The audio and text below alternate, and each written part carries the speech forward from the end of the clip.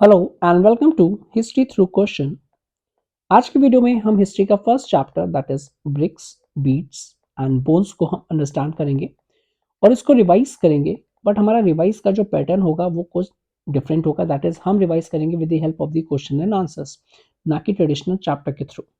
अब हम question and answers से जो हम रिवाइज करेंगे ये लास्ट ईयर्स के क्वेश्चन है, लास्ट 12 ईयर्स के क्वेश्चन है। ऑब्जेक्टिव ये है कि आपको पता होना चाहिए, now your examination are around the corner, आपको पता होना चाहिए कि सीबीएसई ने लास्ट 12 ईयर्स में किस चैप्टर से क्या क्या क्वेश्चंस पूछे हैं, किस चैप्टर से कौन सा टॉपिक इंपॉर्टेंट है और उससे सीबीएसई ने लॉन्ग क्वेश्चन पूछे हैं, शॉर्ट पूछे हैं या ऑब्जेक्टिव पूछे हैं। तो ये सारी चीजों की आपको इंफॉर्मेशन होनी चाहिए और यही ऑब्जेक्टिव है इस सीरीज का। तो स्टार्ट करते हैं सबसे पहले 1 मार्कर क्वेश्चन से, देन हम प्रोसीड करेंगे शॉर्ट एंड देन लॉन्ग, उसके बाद पिक्चर बेस्ड क्वेश्चन या फिर केस स्टडीज बेस्ड क्वेश्चन। सबसे पहले एमसीक्यू से स्टार्ट करते हैं हम यहाँ पे। अब ये जो एमसीक्यू है ये सीबीएसई टर्म 2021 में पूछ लिया था। आपको पता होगा साइट्स यहाँ पे मेंशन है।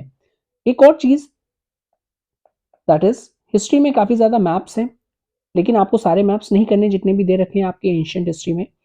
आपको सिर्फ सीबीएसई ने जो क्लास 12th के सिलेबस में दैट इज 2022 और 23 के सिलेबस में प्रिस्क्राइब्ड जो भी लोकेशंस दी हैं सिर्फ उसको ही करना है। जब आप उसको प्रिस्क्राइब लोकेशंस को करेंगे तो आपको पता होगा कौन सी सीबीएसई लोकेशन पूछ सकता है और आपके सही करने के चांसेस बढ़ जाएंगे। चलिए पहला क्वेश्चन देखते हैं। यहाँ पे आपसे पूछा गया कि मैच्योर हड़प्पन साइट जो कि यहाँ पे लोकेटेड है राजस्थान में, आपको बताना है। अगर आपने पढ़ा है तो ये फैक्ट्स क्वेश्चन है और आप एक तुरंत ही इसको आंसर बता दोगे, अगर नहीं पता है तो आप स्ट्रगल करोगे। तो जैसे कि यहाँ पे जो आंसर है दैट इज कालीबंगा राजस्थान में लोकेटेड है। जिस तरीके से बनावली और राखी घरी हरियाणा में लोकेटेड है, धोलावीरा गुजरात में लोकेटेड है और कालीबंगा राजस्थान में लोकेटेड है। तो ये कुछ मैच्योर हड़प्पन साइट्स हैं।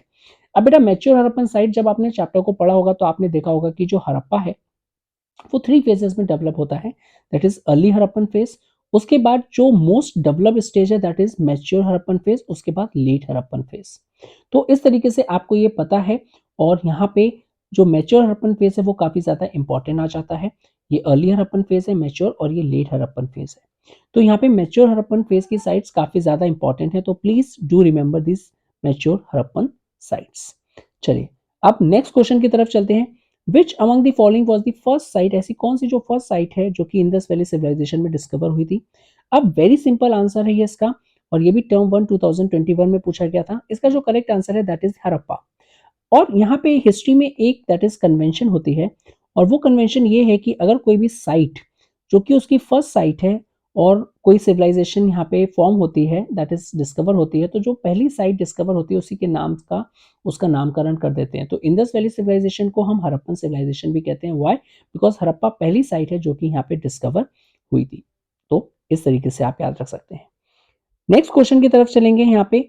सो नेक्स्ट क्वेश्चन कहता है which one of the following site was known for making the shell objects in the Harappan civilization. तो अब यहाँ पे शेल ऑब्जेक्ट्स के बारे में बताया गया कि कहाँ पे बनते थे। तो वेरी फेमसली यहाँ पे अगर हम देखेंगे तो नागेश्वर जो साइट है वहां पे यहाँ पे शेल ऑब्जेक्ट्स मिले हैं, और इजिली यहाँ पे लोकेशंस आपको मिल जाएंगी अपनी एनसीईआरटीज में।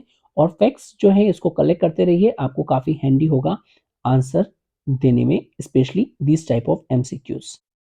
नेक्स्ट क्वेश्चन देखें। Which one of the following regions were called the Magan during the Harappan period. तो यहाँ पे कौन सा ये जो रीजन है इसको हम मगन बोलते हैं।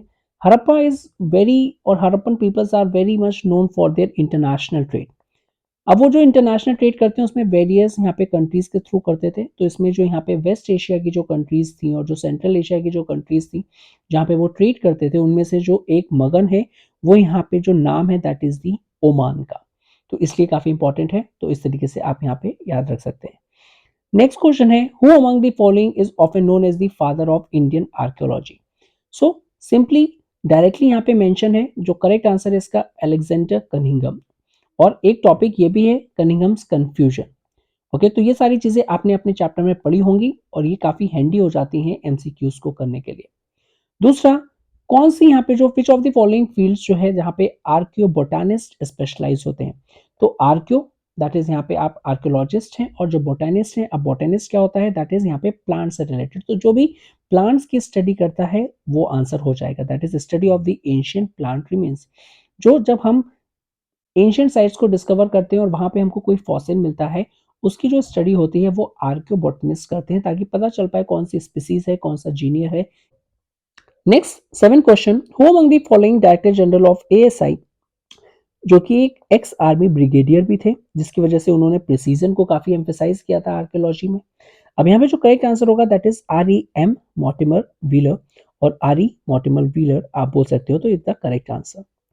नेक्स्ट, अब ये फिल इन दी ब्लैंक है विद एप्रोप्रिएट ऑप्शन, ठीक है, तो यहाँ पे टर्म 1 में आया है ये। The recent archaeological find suggest that copper was probably brought from, तो यहाँ पे कहाँ से आया है कॉपर, जो करेक्ट आंसर है दैट इज ओमान। अब यहाँ पे कैसे पता चलेगा दैट इज कि हमें कहाँ से कोई चीज आई है और कहाँ से कोई चीज नहीं आई है। सो इसका एक जो बहुत ही ज्यादा आप देखेंगे कि अगर ओमान का कोई कॉपर है, तो जो भी कॉपर माइन होगी यहाँ पे, जो कॉपर माइन के साथ साथ यहाँ पे क्या होगा, उसमें जो ओर होगी उसमें कुछ यहाँ पे इम्प्योरिटीज होंगी। अब ये जो इम्प्योरिटीज हैं अगर ओमान से आई हैं और इंडिया में जो कॉपर मिला है और उसको हमने केमिकल एनालिसिस किया और सेम इम्प्योरिटीज हमको भी देखने को मिलती हैं, तो हम ये कह सकते हैं ये जो कॉपर है एक पर्टिकुलर एरिया से आया है, बिकॉज सेम यहाँ पे इम्प्योरिटीज वहां पे भी देखने को मिलती हैं। तो इस तरीके से हम यहाँ पे एनालिसिस करके पता लगा सकते हैं।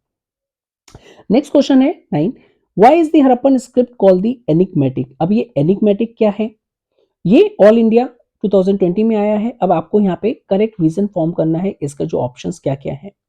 तो सिंपली अगर आपको पता है कि एनिग्मेटिक स्क्रिप्ट क्या होती है, एक ऐसी स्क्रिप्ट जो यहाँ पे राइटिंग तो है, ये तो इंडिकेट करती है, पर उस राइटिंग को अभी तक डिकोड नहीं कर पाए हैं। डिकोड मीन्स यहाँ पे अभी अनडेसिफर्ड है, दैट इज अभी उसके बारे में हम एक्चुअल में जान नहीं पाए कि जो सिंबल्स मिले हैं, जो सारी चीजें हमको स्क्रिप्ट मिली है, कि उसमें क्या चीज एक्चुअल में लिखी है।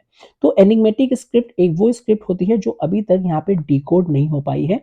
तो इस तरीके से जो करेक्ट आंसर होगा दैट इज दी डी। चलिए नेक्स्ट क्वेश्चन की तरफ चलते हैं। अगेन ये क्वेश्चन रिपीट हुआ है 2020 में कि which group of the scholars among the following reconstructed the dietary practice of Harappa from the remains of Chad grains and seeds, जो कि यहाँ पे हड़प्पन साइट्स में मिली है। अभी मैंने आपको बताया था कि यहाँ पे हम उन दैट इज बोटेनिस्ट की बात करेंगे, आर्कियो बोटेनिस्ट की बात करेंगे, जो यहाँ पे जो प्लांट्स हैं उनकी स्टडी करते हैं, जो एंशियंट प्लांट्स जो हमको मिले हैं उनकी स्टडी करते हैं। Okay, so correct answer is D, that is archaeobotanist. Next question is 11. Which one of the following is not the limitation of inscriptional evidences in the study of archaeology? अब यहाँ पे कौन सी लिमिटेशन नहीं है, तो जो लिमिटेशन होगी उसको हम एलिमिनेट कर देंगे और जो नहीं है उसको वही हमारा करेक्ट आंसर होगा। सबसे पहले फर्स्ट आंसर को देखते हैं कि letters were very faintly encrypt, that means जो इंस्क्रिप्शंस हैं अब वो इंस्क्रिप्शंस पुराने हो गए, काफी थाउजेंड्स ऑफ ईयर्स या सेंचुरीज ओल्ड हो चुके हैं, जिसकी वजह से जो उनके में इनग्रेविंग थी लेटर्स में वो क्या हो गई है, वो बहुत ही फेंट हो गई है, मीन्स पता नहीं चल रहा है कि एक्चुअल में क्या इनग्रेव था। तो ये लिमिटेशन है या नहीं, हाँ ये लिमिटेशन है, तो ये हमारा आंसर नहीं होगा। इंस्क्रिप्शंस माइट बी डैमेज्ड, अब कोई एक प्रॉपर ये इंस्क्रिप्शन है और इसमें आधा पोर्शन टूट गया है, तो क्या हो गया, इंस्क्रिप्शन डैमेज हो गया, तो ये भी लिमिटेशन है, बिकॉज आधा ही हमको पता चल रहा है, पूरा नहीं पता चल रहा है, जिसकी वजह से उसको डिकोड किया जाए, तो ये भी लिमिटेशंस है या नहीं, यस इट्स द लिमिटेशन, तो हमारा आंसर नहीं है। Many inscriptions have not been deciphered, अब क्या हुआ कि यहाँ पे हड़प्पन में जो यहाँ पे इंस्क्रिप्शंस मिले हैं दैट इज बेस्ट्रोदेफिदान स्क्रिप्ट में मिले हैं, और एनिग्मेटिक स्क्रिप्ट जो है कि स्क्रिप्ट तो है, राइटिंग भी है, लेकिन अभी डेसिफर्ड नहीं हो पाए हैं, एक्चुअल में डिकोड नहीं हो पाए कि उसमें क्या लिखा है क्या नहीं लिखा है, तो क्या ये लिमिटेशंस है, हाँ ये भी लिमिटेशंस हो, तो ये भी हमारा आंसर नहीं। So in this way only last option left, all inscriptions for in Sanskrit language, तो ये कोई लिमिटेशंस नहीं है, संस्कृत लैंग्वेज को हम इजिली यहाँ पे डिकोड कर सकते हैं, पढ़ सकते हैं। नेक्स्ट क्वेश्चन की तरफ चलते हैं। The lower town eight dash provides example of residential buildings, कहाँ पे हमको जो लोअर टाउन है वहां पे हमको रेसिडेंशियल बिल्डिंग्स देखने को मिली हैं, तो ऑब्वियसली यहाँ पे जो इंपॉर्टेंट साइट्स है दैट इज दी मोहनजोदड़ो, वहां पे हमको देखने को मिली है, तो ये फिर यहाँ पे एक बहुत ही इजी सा आंसर है जिसको आप इजिली यहाँ पे डिकोड कर सकते हो। नाउ BCE क्या है ये, तो यहाँ पे हम बात करेंगे बिफोर कॉमन एरा, और AD क्या होता है, एमो डोमनी दे नास्ट्रे इशू आफ्टर डेथ, ये भी आप सिंपली बोल सकते हो। तो ये कुछ छोटे छोटे से क्वेश्चन आ जाते हैं जो आपको याद रखने हैं, कभी कभी आपको पूरे अच्छे से मार्क्स दिलवा देगा, तो मेक श्योर आपको इस टाइप की इंफॉर्मेशन हैंडी है, तो इसलिए आप उसको रिमेंबर करें। Which of the following is true, अब यहाँ पे आपको ट्रू बताना है about the agricultural practices in Harappan civilization, कौन सी यहाँ पे जो एग्रीकल्चरल प्रैक्टिसेस थी वो हड़प्पन यहाँ पे प्रैक्टिस करते थे। सबसे पहले यहाँ पे बात करेंगे जो ऑक्सन है, ऑक्सन वो यूज फॉर दी प्लगिंग। तो क्या ये ठीक है? हाँ, ये बिल्कुल ठीक है। Terracotta plough was found in the Banawali Haryana में। तो टेराकोटा प्लग यहाँ पे एक तरीके से हम कहेंगे तो मिनिएचर मिला है, तो हम ये भी इस तरीके से बोल सकते हैं कि हाँ। तो बोथ यहाँ पे जो सी है, both A and B are correct. Next, from which of the following sites for the canals. अब यहाँ पे कैनाल्स के एविडेंसेस कहाँ से मिले हैं? तो सॉचुगई जो कि अफगानिस्तान में लोकेटेड है, वहां से हमको यहाँ पे दैट इज कैनाल्स के एविडेंसेस मिले हैं। तो अगेन मैं बता रहा हूँ फैक्चुअल इन्फॉर्मेशन है, तो ये फैक्चुअल इन्फॉर्मेशन आपको याद करनी ही पड़ेगी अच्छे से आंसर देने में। What was the main feature of the Harappan civilization? Harappan civilization का मेन फीचर क्या था? तो स्पेशली क्या रूरल प्लानिंग था? नहीं, वो तो एक अर्बन सिविलाइजेशन है, तो सर रूरल का तो मैटर ही नहीं होता है, तो यहाँ पे रूरल वाला जो ऑप्शन था वो एलिमिनेट हो गया।